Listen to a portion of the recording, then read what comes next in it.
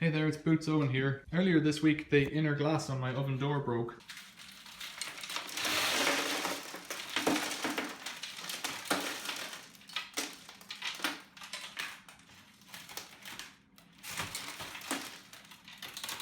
It's a Logik brand oven, and I think this is the same for Amica and Beko ovens as well. I think they're all the same. This is a model LBFANB14.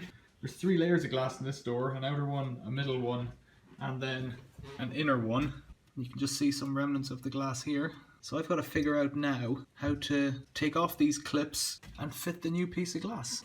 So there's a plastic trim piece on top that would be covering the sheet of glass if it were here. To get it off, just put a screwdriver or some kind of a little pry bar in there and very gently lever out this plastic. There's a little tab inside. Do the same on the other side.